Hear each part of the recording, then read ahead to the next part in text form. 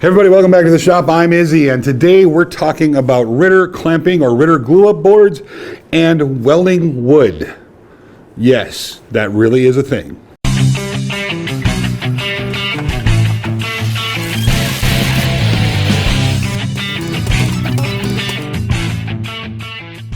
So what the heck is a Ritter clamping board, or affectionately called in the industry a clamping table? Well, it's a device that is usually made out of metal, and you can move pneumatic clamps around there for different clamping positions. Typically used in door frame or building doors for kitchen cabinet industry, but also been used in a lot of other applications in the industry as well. That in conjunction with a wood welder, it makes making face frames or gluing up doors for cabinets really fast and efficient. So this is a Ritter board. It's a board with a series of holes in it. In this case, we have some pneumatic clamps. We stack our material with glue up in it like this. Position these clamps where they'll be useful. Flip a switch, and it compresses it and glues it all together. And then after the glue is dry, you can just unpress it and you have a glued up panel. Now granted, these aren't surfaced or anything. I just threw them in there to show you. This is relatively cheap. These are under $20. There might be about $50 in my little pneumatic setup here. But it's obviously not for everybody. So today we're going to build one that uses a very similar system, except for no pneumatics. It's all going to be used with wedges. All right, so today we're going to cut our glue-up board or our Ritter board out of some Baltic birch, and Brad's going to do that on the CNC. Now, while he does that, I want to talk to you a little bit more about welding wood. Yes, it really is a thing. It might be a bit of a stretch to call this welding wood. It'd be more akin to brazing wood, where they add wood glue to a joint, they put two boards together, and then they use this machine that sends magic pixie fairy dust into the wood and makes the glue dry almost instantly or tack up almost instantly. So in a lot of cases, what would happen in a door frame, you put the door frame together, glue the corners, and then you put it in your Ritter board clamping system, and then just hit each corner for about 5 seconds, and Bob's your uncle, your door's done. Nowadays, they use a big machine that you put the whole door through or the whole panel through, and it does the same thing, sends whatever magic pixie fairy dust frequencies into the material that makes the wood dry instantly. So these machines were called work-right machines and are still available on like eBay for anywhere from $3 to $5 grand, but you see more in industry they use, it's a big giant machine that looks like a surface planer that the whole thing goes through, and that dries the glue.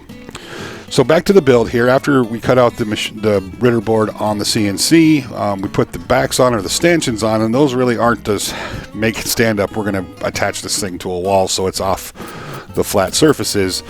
And then I used some 2P10 and some activator to glue those on really quickly, and then screw some or pre-drill some holes and then run some screws in it to make sure this is pretty sturdy, because we're going to be banging on it and stuff.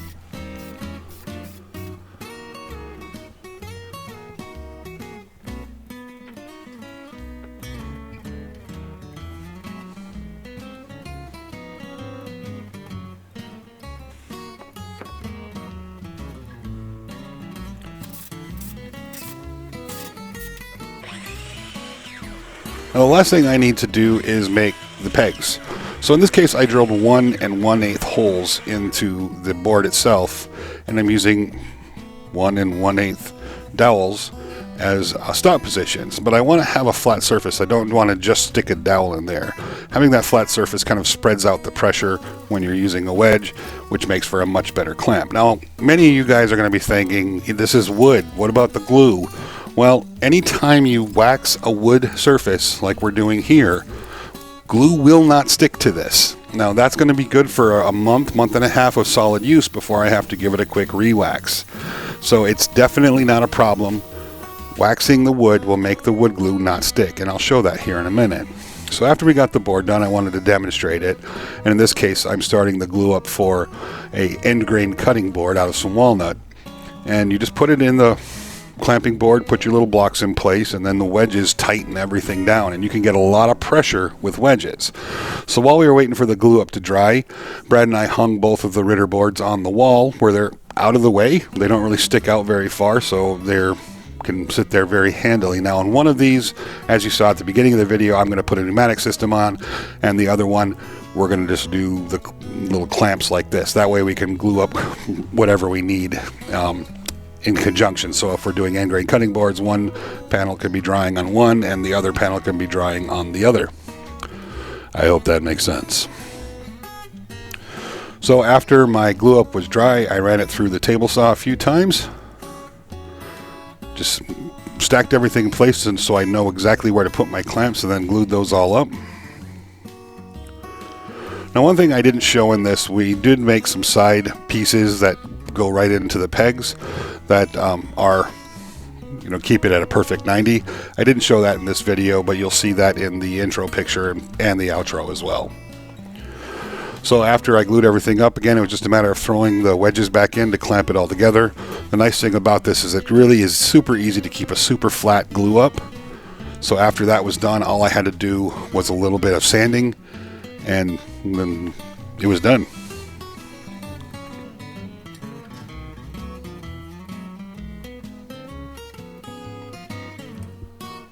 So as you saw there, just bop it with a hammer, it comes right off.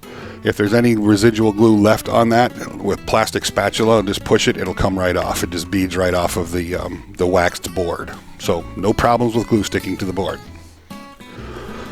So once it was done, I sanded down. I used walrus oil, which is one of my favorite cutting board oils, and just wiped it all down, and I had a cute little end grain cutting board I can give to someone for Christmas.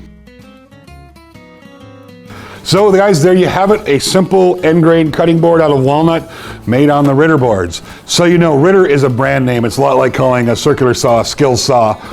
In the industry, Ritter boards, depending on what part of the country you're from, in other places, clamping tables or glue up boards, where it just depends on where you're at. But this is a handy way to do small form glue up, especially if you're doing a lot of cutting boards or face framing or, you know, small tabletops. These particular ones are 23.5 by 23.5. You can make one as big as you want if you were interested in making your own. They do come in handy, and it's nice to have them off the tables and up against the wall where they can just live. This is Brad, guys. I'm sorry. Hey there. No, he's not just there for window dressing. Brad's been helping me in the shop with video editing, or with videoing, with some of the other stuff that we're doing with the website, where we'll be introducing a new line of tools. I'm working with a couple of great manufacturers. We'll also be doing some kits here, cutting out kits here in the shop. And Brad's going to oversee that whole side of the website with the new tools coming out, with the kits that are coming out. So you'll be dealing, if you guys purchase or get down that line, you'll be dealing with Brad quite a bit on that.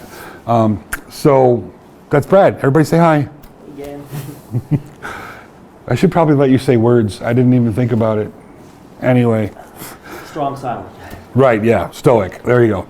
Appreciate you guys very much. If you enjoyed today's video, throw it a thumbs up if you don't mind. And of course, if you feel like the video earned your subscription, we'd love to have it. We'll see you on the next video.